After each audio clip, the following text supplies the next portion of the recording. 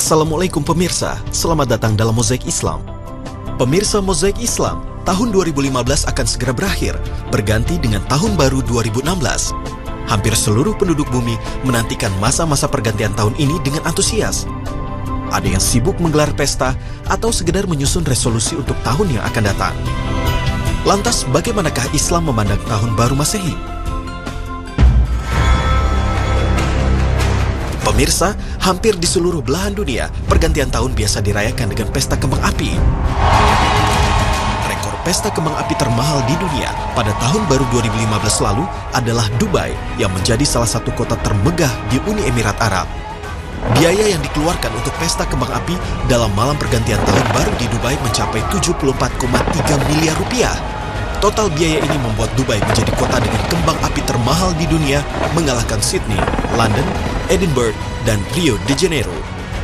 Secara keseluruhan, pesta kembang api hanya berlangsung sekitar 6 menit saja, yang artinya 1 menit perayaan kembang api di Dubai menghabiskan biaya hingga 12,3 miliar rupiah.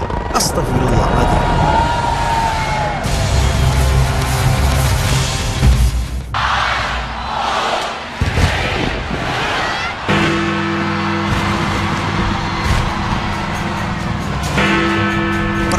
Baru memang identik dengan kegiatan yang menghambur-hamburkan uang, baik untuk membeli kembang api, petasan, trompet, atau menggelar pesta. Namun tahukah Anda, dalam Islam, membuang-buang uang untuk hal yang sia-sia, apalagi di jalan yang tidak disukai Allah Ta'ala, tentu saja bertentangan dengan Al-Quran. Allah Subhanahu Wa Ta'ala berfirman, sesungguhnya pemboros-pemboros itu adalah saudara-saudara setan, dan setan itu adalah sangat ingkar kepada Tuhannya. Al-Quran Surat Al-Isra ayat 27. Lalu, apakah yang membuat penduduk dunia begitu antusias menyambut datangnya tahun baru hingga menggelar pesta besar-besaran? Pemirsa Mozaik Islam, sebagian besar orang menjadikan tahun baru sebagai momentum untuk memulai dan memiliki kehidupan yang lebih baik lagi di tahun yang akan datang. Tahun baru menjadi titik awal harapan-harapan baru di tahun depan. Dan biasanya, tahun baru dirayakan bersama-sama. Orang-orang akan berkumpul di pusat-pusat keramaian yang menggelar pesta kembang api, hitung mundur waktu pergantian tahun, dan acara hiburan. Namun, tak banyak yang tahu sejarah awal perayaan Tahun Baru Masehi. Pemirsa, Tahun Baru pertama kali dirayakan pada tanggal 1 Januari 45 sebelum Masehi. Tidak lama setelah Julius Caesar dinobatkan sebagai Kaisar Roma, perayaan Tahun Baru ini terus dirayakan oleh orang-orang di masa lalu hingga sekarang.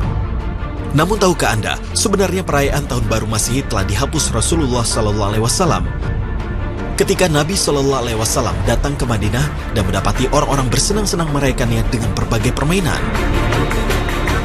Nabi berkata, "Apa 2 hari ini?" Mereka menjawab, "Kami biasa bermain-main padanya di masa jahiliyah." Maka Rasulullah SAW bersabda, "Sesungguhnya Allah telah menggantikan untuk kalian 2 hari itu dengan yang lebih baik dari keduanya, yaitu Hari Raya Idul Adha dan Idul Fitri." Hadis riwayat Abu Daud. Para pensyarah hadis mengatakan bahwa yang dimaksud dengan 2 hari yang sebelumnya mereka rayakan adalah Hari Nairus dan Hari Muhrojan yang merupakan hari pertama dari tahun Masehi. Penanggalan Masehi yang dimulai pada tahun kelahiran Nabi Isa alaihissalam memang sudah dikenal pada masa Rasulullah SAW. Sejarah mencatat bahwa kelahiran Rasulullah SAW yang terjadi pada 12 Rabiul Awal tahun Gajah itu bertepatan dengan tahun 571 Masehi, yakni lebih dari 5 abad setelah kelahiran Nabi Isa alaihissalam. Namun demikian, bangsa Arab sudah memiliki penanggalan sendiri, yaitu bulan-bulan seperti Muharram, Safar, Rabiul Awal, dan seterusnya. Tapi mereka belum mengenal angka tahun. Penamaan tahun lebih merujuk kepada peristiwa paling penting atau paling menonjol pada tahun itu. Misalnya tahun Gajah, yakni tahun ketika terjadi serangan pasukan Abraha terhadap Ka'bah.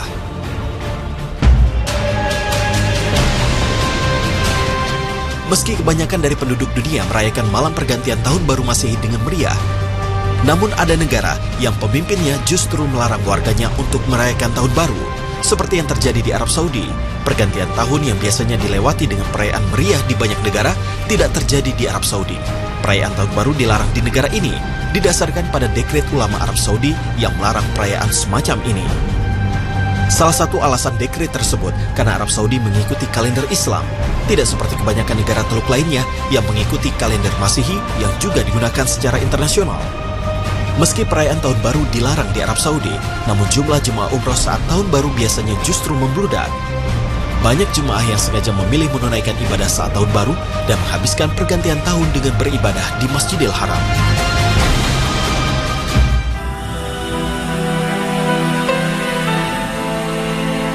Pemirsa Mozaik Islam, lalu apa yang bisa dilakukan kaum muslimin di saat malam pergantian tahun dan meriahnya pesta pora di seluruh penjuru dunia?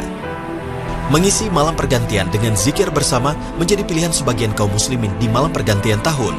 Daripada menghabiskan waktu untuk hal yang tidak berguna, momen tahun baru memang sebaiknya dimanfaatkan untuk kegiatan yang lebih bermanfaat seperti beribadah memohon ampunan Allah Ta'ala dan bermuhasabah.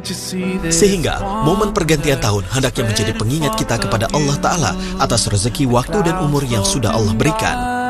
Dan menjadi momen introspeksi, sudahkah waktu-waktu itu kita gunakan di jalan yang diridhoinya? Momen tahun baru baiknya menjadi renungan bahwa setiap harinya kita sesungguhnya makin dekat dengan kematian. Gegap gempita perayaan tahun baru tentu saja menggoda, namun sebagai muslim, Rasulullah SAW sudah memperingatkan umatnya untuk menghindari perayaan yang tidak sesuai dengan ajaran Islam. Rasulullah SAW bersabda, barang siapa membangun negeri orang-orang kafir, meramaikan peringatan Hari Raya Nairus tahun baru dan karnaval mereka, serta menyerupai mereka sampai meninggal dunia dalam keadaan demikian, ia akan dibangkitkan bersama mereka, orang kafir, di hari kiamat. Hadis riwayat Baihaqi. Mari kita lalui pergantian tahun baru ini dengan hal-hal yang bermanfaat dan diridhoi Allah Subhanahu wa Ta'ala. Semoga kita senantiasa dalam perlindungan dan limpahan rahmatnya saat ini dan di masa yang akan datang. Amin ya Rabbal Alamin. Fenomena arisan kaum Hawa dan bagaimana pandangan Islam tentang arisan. Saksikan informasi menariknya sesaat lagi hanya di Mozaik Islam.